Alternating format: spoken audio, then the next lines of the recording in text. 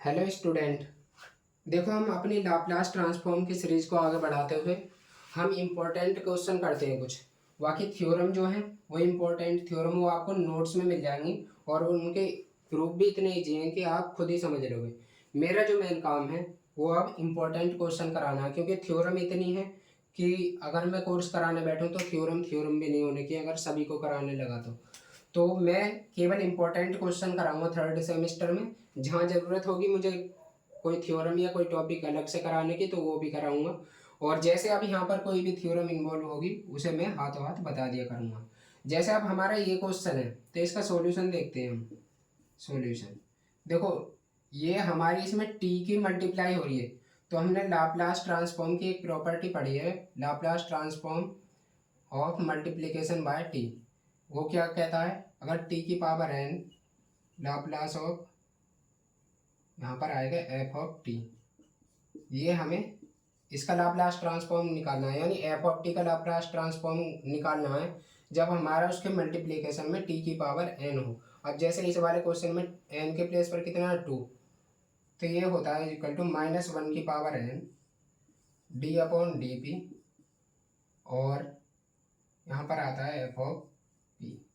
F of p या Laplace of F of t लिख सकते हो आप।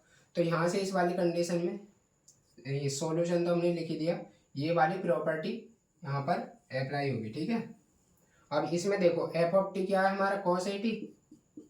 F of T is equal to यहाँ पर है कॉस ए टी, इसलिए Laplace of F of T कितना हो जाएगा, जिसे हम एफ ऑफ पी भी कह देंगे।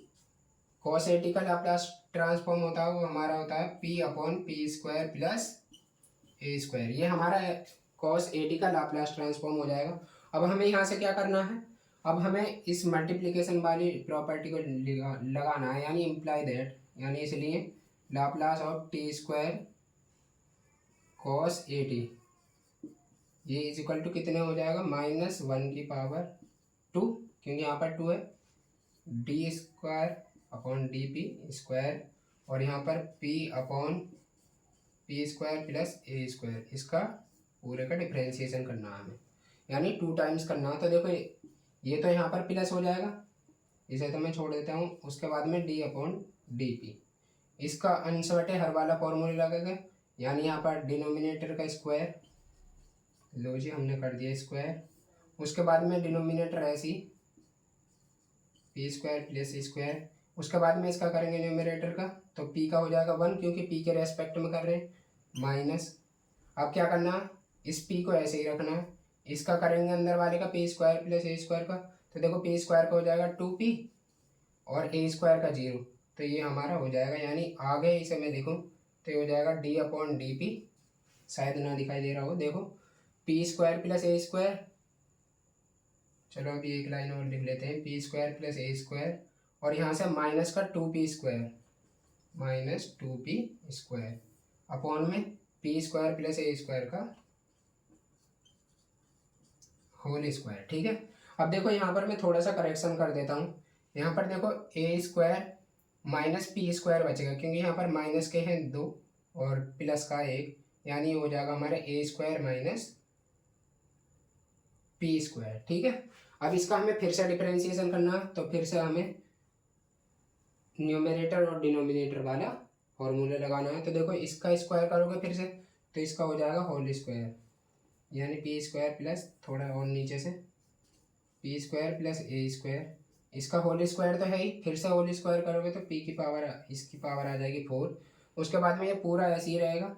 इसका एक काम और करते हैं, इसका अंदर अंदर नहीं, अभी कुछ मत खोले, पी स्क्वायर प्लस ए स्क्वायर, इसका होल स्क्वायर, ऊपर वाले का हम डिफ्रेंशिएशन करेंगे तो देखो ए स्क्वायर का तो 0, और जी माइनस का 2p हो जाएगा, पी स्क्वायर का माइनस का साइन लगाएंगे, ये हमारा ऐसी ए स्क्वायर माइनस पी स्क्वायर, और अब इसका करेंगे तो देखो 2, पहले पावर वाला रूल लगेगा, फिर पी स्क्वायर प्लस ए स्क्वायर, उसके बाद में पी स्क्वायर प्लस ए स्क्वायर का करेंगे तो इसका कितना हो जाएगा 2p, ये हमारा हो जाएगा। ऊपर वाले को मैं कर देता हूँ रफ,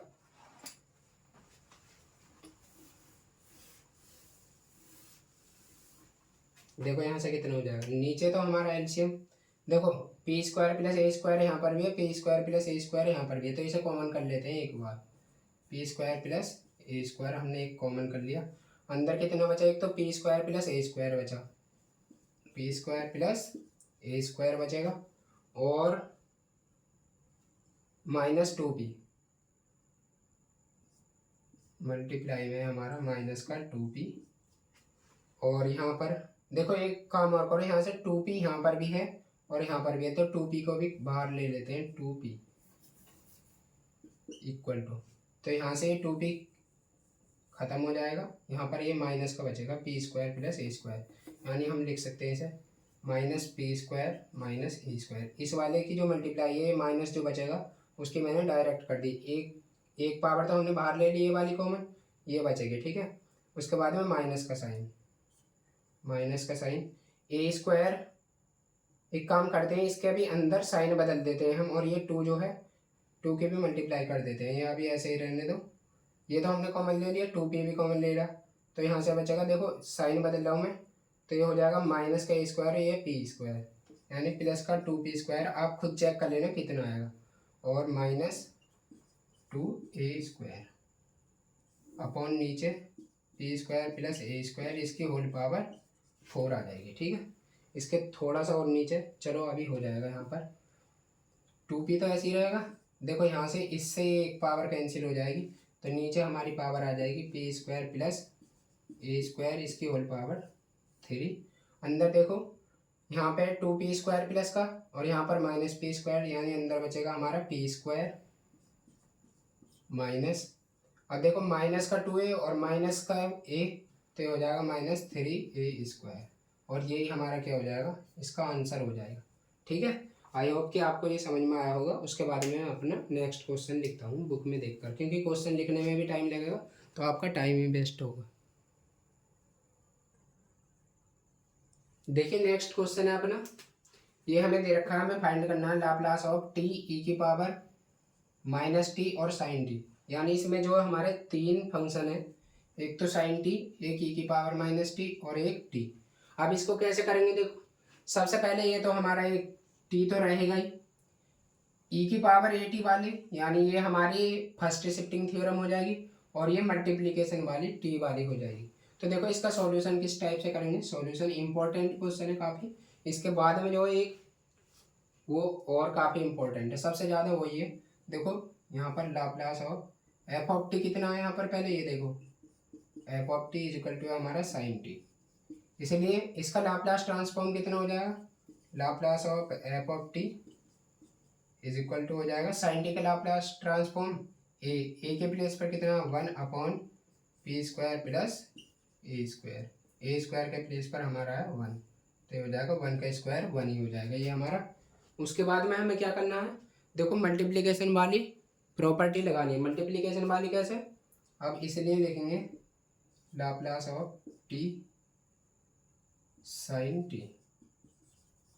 अभी बताई थी कि प्रॉपर्टी क्या होती है, अगर टी की पावर n से मल्टीप्लाई हो रही है एफ ऑफ टी के, तो हो जाएगा -1 की power n D N upon D P N और एफ ऑफ पी। तो एफ ऑफ पी के प्लेस पर कितना है, हम इसे एफ ऑफ पी कह देंगे क्योंकि ये पी का ही फंक्शन है, इज इक्वल टू, अब देखो -1 की पावर 1 हो जाएगी डी अपॉन डी पी, और उसके बाद में इसका डिफ्रेंशिएशन किसका, पी स्क्वायर प्लस 1 का। अब इसको करते हैं थोड़ा और आगे, देखो इज इक्वल टू -1 तो ऐसे ही रहेगा, इसका स्क्वायर कर दोगे तो ये माइनस का 1 अपॉन, ये हो जाएगा -1 अपॉन पी स्क्वायर प्लस 1, इसका होल स्क्वायर।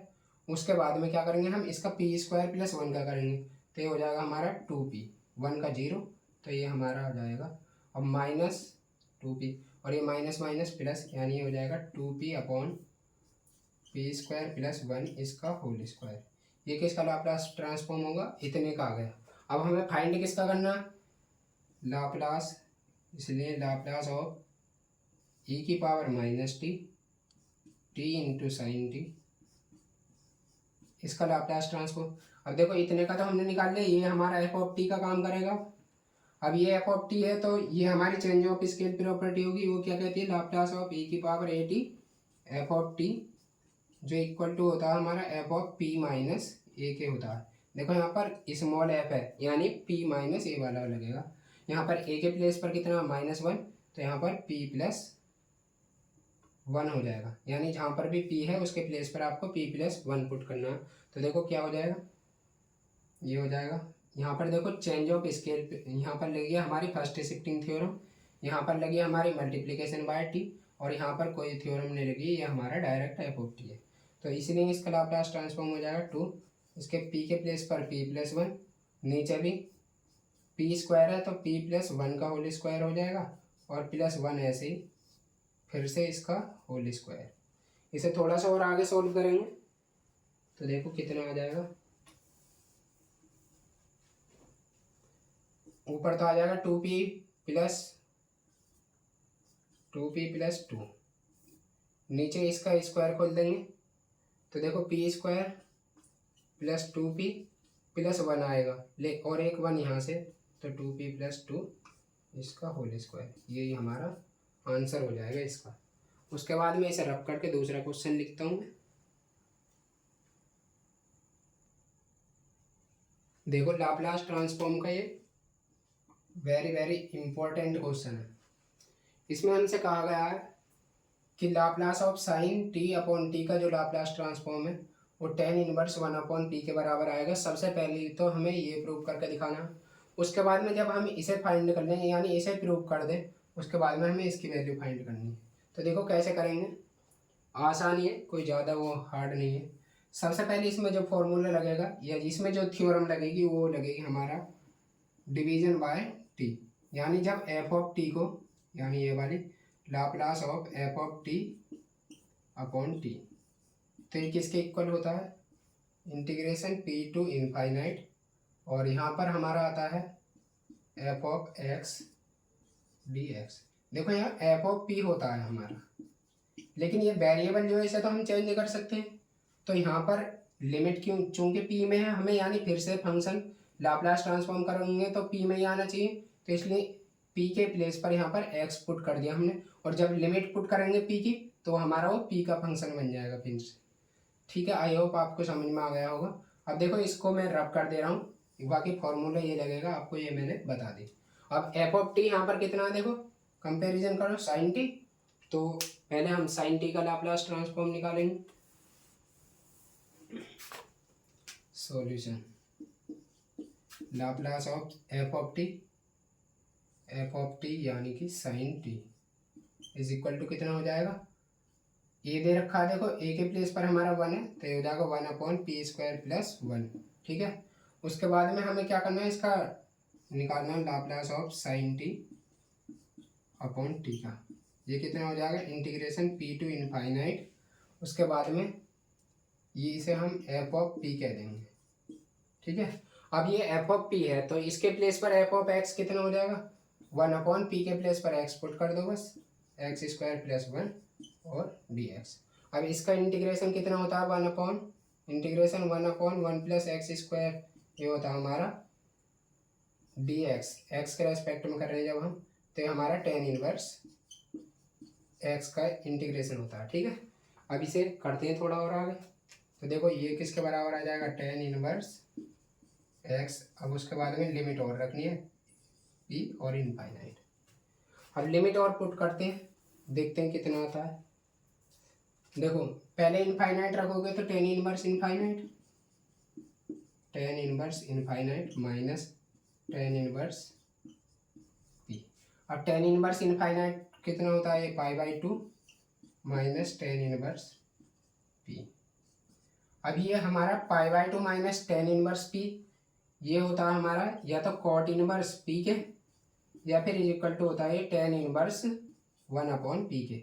तो एक तो ये हमारा हेंस प्रूफ हो गया, ये हमने प्रूफ करके दिखा दिया कि Laplace of sine T upon T ये किसके बराबर आएगा, हमारा tan इनवर्स पी के। अब इसमें जो दूसरा है, ये हमें sine A T upon T का लाप्लास ट्रांसफॉर्म फाइंड करना था। देखो कैसे करोगे, हमने एक प्रॉपर्टी पढ़ी है क्या, अगर Laplace of F of t, ये हमारा है एफ ऑफ पी। तो Laplace of F of a t यानी change of scale property 1/a f of p upon a. अब देखो एफ ऑफ पी कितना आ गया हमारा, टेन इनवर्स 1/p। इसे हम कह देंगे यहाँ पर इज इक्वल टू, देखो एक तो एफ ऑफ पी हमारा यहाँ पर होगा, देखो कन्फ्यूजन, अब एफ ऑफ टी हम इसे मान के चलेंगे तो ये हमारा एफ ऑफ पी होगा। अब लिखेंगे by change of scale property, वो क्या कहती है, यदि एफ ऑफ टी का Laplace transform F of P के इक्वल है तो एफ ऑफ ए टी का जो लाप्लास ट्रांसफॉर्म है वो होगा 1/a f of p upon a के। ये पी अपॉन ए है, सही से लिख देता हूँ थोड़ा, एफ ऑफ पी अपॉन, फिर से ऐसे ही पी अपॉन ए, ठीक है। अब इसमें देखो क्या करेंगे, अब इसमें तो ए टी वाला फॉर्मूला नहीं बनना, तो देखो इसमें ए की मल्टीप्लाई कर दो और ए से डिवाइड कर दो, ऊपर मल्टीप्लाई ऊपर और नीचे डिवाइड। ये कांस्टेंट है तो बाहर आ जाएगा, जैसे हमें लाप्लास ऑफ 2t निकालना है तो 2 तो बाहर आ जाता है, फिर हम लाप्लास ऑफ t निकाल लेते हैं तो ऐसे ये बाहर आ जाएगा। इसलिए Laplace of sine A T